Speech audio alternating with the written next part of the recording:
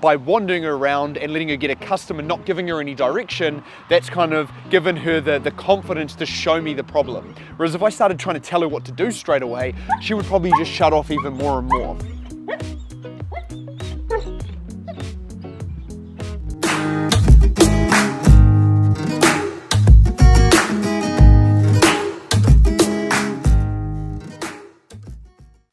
So now she started whining and kind of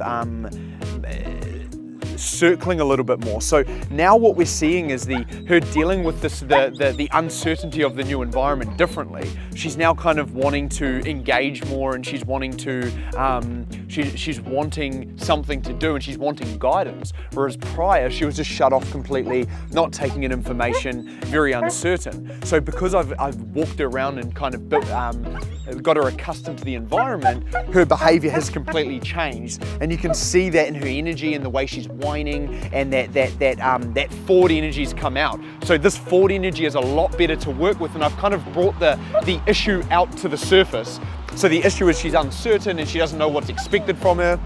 And by wandering her around and letting her get accustomed and not giving her any direction, that's kind of given her the confidence to show me the problem. Whereas if I started trying to tell her what to do straight away, she would probably just shut off even more and more.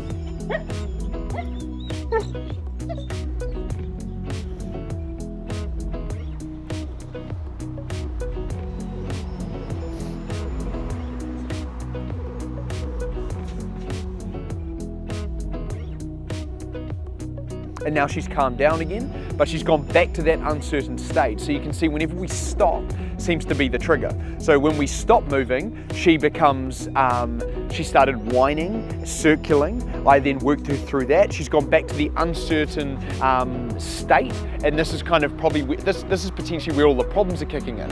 I tend to find when a dog is moving, they are more inclined to be focused on where we're going. However, when you stop, the dog gets more defensive, because that's, if you think about it, think about wolves migrating. They would move around, move around, move around. They would then bunker in, they would stop, they would defend their territory, and then they would move off again. So that's the defensive drive kicking in again, because we've stayed in one position for a period of time. So it seems to be noise that's really triggering her. So every time I hear a dog bark in the distance, she's kind of becoming alert for a second, so noise is definitely a trigger. I tend to find dogs that are reactive towards noise, or fear reactive towards noise, generally don't deal well when a dog growls at them. Okay, so it's the same bit of information, it's the same communication coming through to the dog. Is a noise means that noise is what the dog is uncertain of. Therefore, when a dog growls and tries to communicate in a natural way, the dog doesn't understand how to deal with that, and you tend to get the dog creating a lot of space from the other dog, running away, becoming defensive. So in this case, I've got a dog that's very uncertain of noises. Therefore, I'm expecting when I put it in with some of my other dogs that are going to help teach the dog good communication, when they growl at it, I'm expecting the dog to become very defensive and potentially go hide in the corner.